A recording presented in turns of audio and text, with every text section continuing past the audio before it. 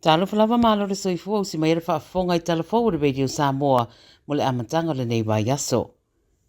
Ua whaalaulo mai le palemia Ausetalia Anthony Albanese lana fuafuanga mo ni fisosoani e maua nei tangata na afia I le whao Alfred I le Disaster Recovery Allowance ma ua mawhai neo na taro sanga tangata na afia I le wha mo le toe maua I o tupe na lusi o na o le wha le tono le tau mo le mawhai ei o na saufia I ngā ruenga.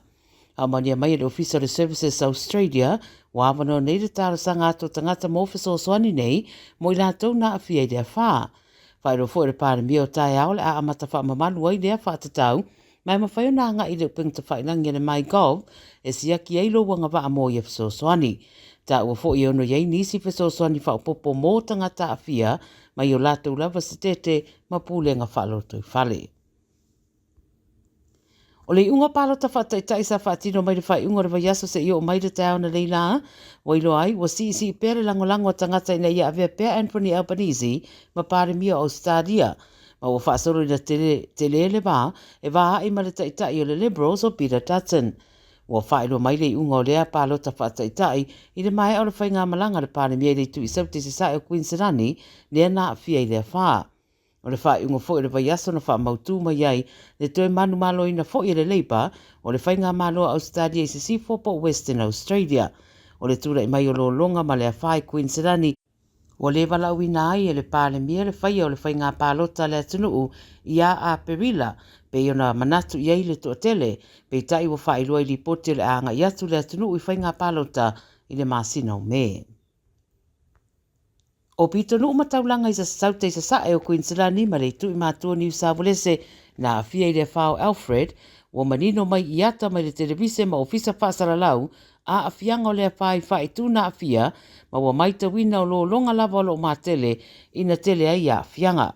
E tele mga ala o lo tāpuni a pea o mai le so, a toai ma le a mata o ngā duenga wha mama mai isi pito nuu. O lo whaasala la wina ua o I le whaitau piriona, le tau o mea ua whaalea ngaina, ma o lo tele pea lapta inga molo longa I le eitu o Ausetalia. Ano noa I whale wa motu sia mai eile ele tise, ma o le Cold Coast le whaitu leo lo ta ua mai na whaate tele ia ia fianga mai le whai unga rewa yaso. Tua tasi le tamā na mariu na ua tawhera na tāwale I lo longa I New South Wales le Asparele. Se fulu walu tau sango se li I Talapou na tau sa ilia mai le whaitua Logan I le pōna pōpei tai ua maua li poti ua maua o lo saunga le mū. Talu mai lapta inga o le whao Alfred sa wa ia pēi whaasararaunga le toa telo tangata ia ngā I pēi I le sami mō matamatanga a o whaate tele mai le whaa. Lo iei nei fita e toa rua lo I se tūlanga tinga ina I le wharamai ina ua la vea se ta avale le vaenga o le puipuinga I le tu I mātua ni Usa Welese I le whai unga le vaiaso sa whenga iai ma ngā luenga la vea ai.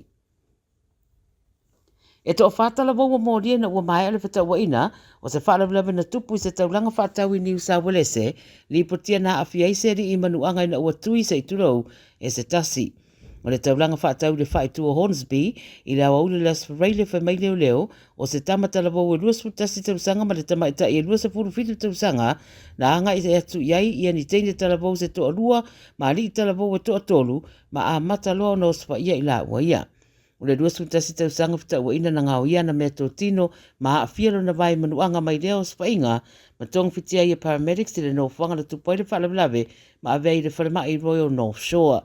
Pai mai o tala vau na whaia leo spa inga e tai sfuru rima ma le sfuru onu tausanga le mātutua ma na ave atu le ofisa o le reo Castle Hill le toa whaa mō ria I le ngaoi ma le wha o lima.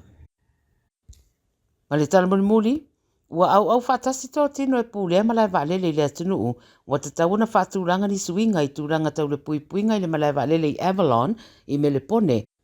Ma ua wala au foi mo le whaia o se suenga I le tūlanga na sao atuai ia se li tala vau na alu atu ma se whana unu whale se waalele na sao ni e whai malanga I le stofel vastaruai ia maangi ngai li poti ofisa whaasaralau. Na pu ia lau whai ngā ruenga le waalele manisi sa psosoani ane iai le ali I tala vau e na se fulu fitu tausanga le matua.